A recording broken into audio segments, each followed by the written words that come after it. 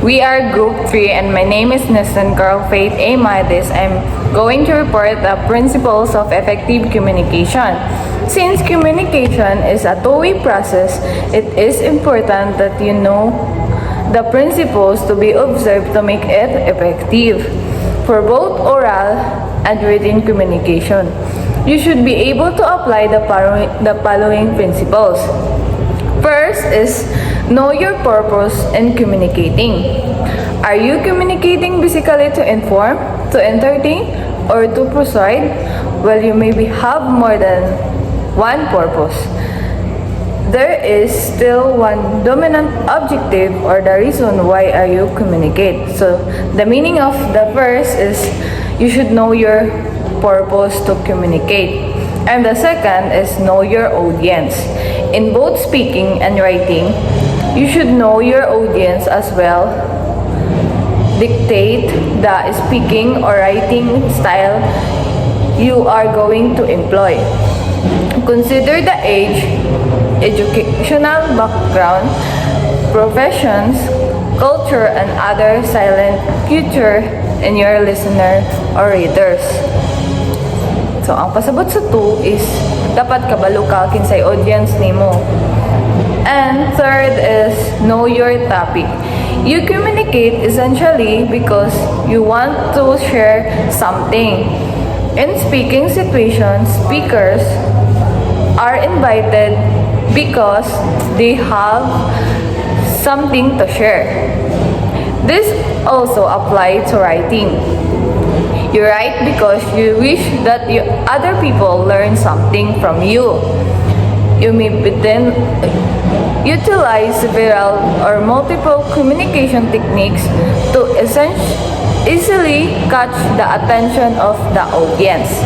So, ang pasabot sa number 3, dapat kabalo jud ka unsay topic nimo then para napo kay ma-share sa imong mga readers or kanang naminaw nimo. And 4, adjust your speech or writing to the context of the situation. The environment is which your speech or writing is to deliver to determine the kind of language you will use. For example, we are in the Philippines, so other culture is lahi jud ang inusturyahan sama sa Bisaya. Para magkasinabot ta as we should apply the Filipino language para magkasinabot ta. And lastly, work on feedback given on you. Once you receive comments from the listener, readers, work on them. Take kindly to criticism. In the long run, constructive criticism will prove beneficial to you to learn address them. So, if naay feedback sa mga readers nimo, you should listen to them and apply their kanang advice para mas better pa ka nga writers or reporters. And that's all my part. Thank you for listening, ma'am and classmates.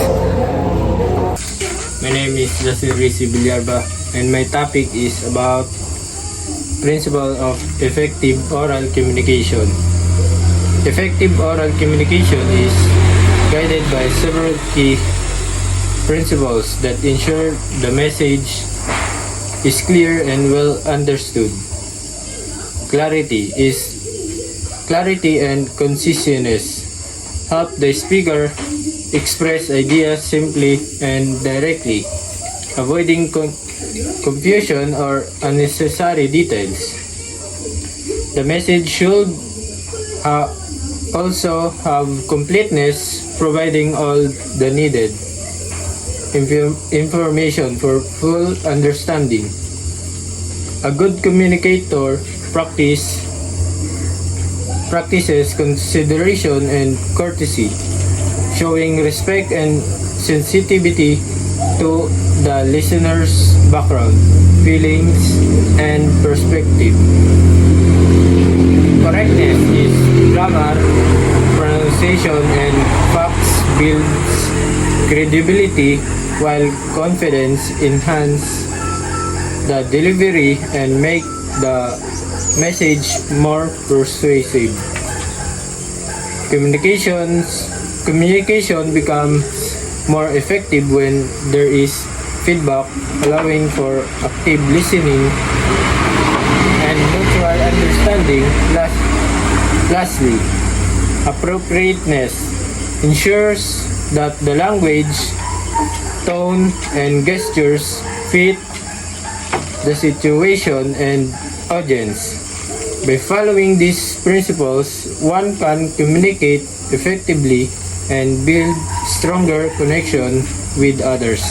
Hello ma'am, my name is Joanna Pala. My topic is Principle of Effective Writing Communication. Effective writing communication is essential in both personal and professional settings. Here are the key principles that guide effective writing communication. 1. Clarify. Be clear and straightforward. Avoid ambiguity of overly complex language. Use to precise words and define any technical terms your audience may not know. 2. Conciseness. Say more with fewer words. Eliminate unnecessary words or repetitive information. Avoid filler press. Number 3. Correctness. Use the proper grammar, spelling, and punctuation. Ensure facts, names, dates, and figure an accurate. Choose appropriate tone and level of formality. 4. Completeness. Include all necessary information. Anticipate questions that reader might have. Ensure your message has a clear beginning, middle, and end. 5. Coherence. Organize your ideas logically. Use transition to connect ideas and maintain flow. Stick to all clear and structure, intro, body, and conclusion. 6. Consideration. Write with a reader in mind. Understand an audience's needs, background, and expectation. Be perspective and empathetic in a tone and content. Number 7. Courtesy. Be polite and respectful. Avoid harsh and negative language. Use a positive and personal tone even when delivering criticism.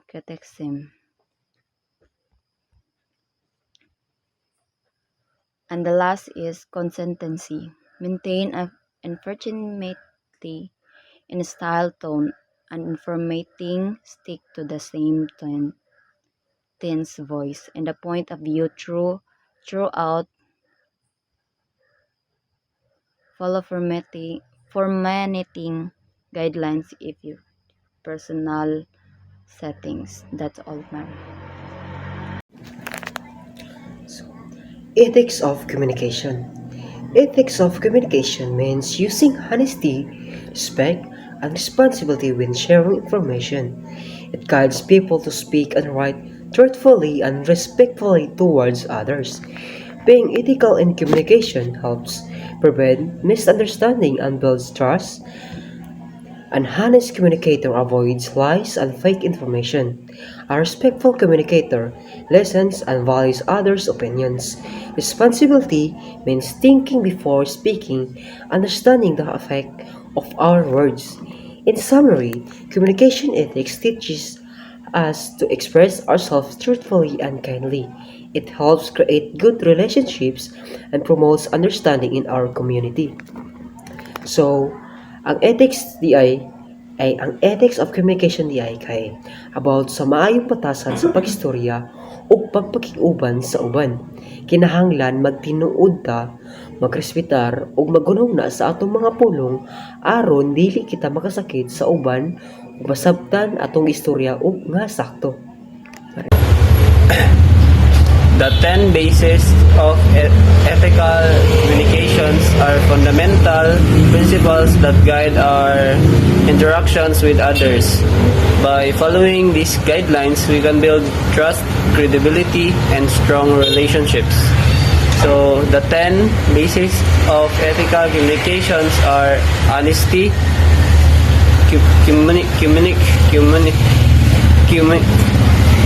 communicate truthfully and accurately, and transparency. Be open and clear about intentions, motives, and informations. Respect, treat others with dignity and respect regardless of their differences. Fairness, communicate in a fair and unbiased manner. Number 5 is responsibility. Take ownership of your words and actions. Clarity. Communicate clearly and avoid misunderstandings.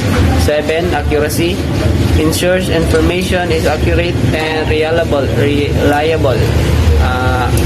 Accountability. Be accountable for your communications and its consequences. And lastly, the integrity. Communicate in a way that aligns with your values and principles.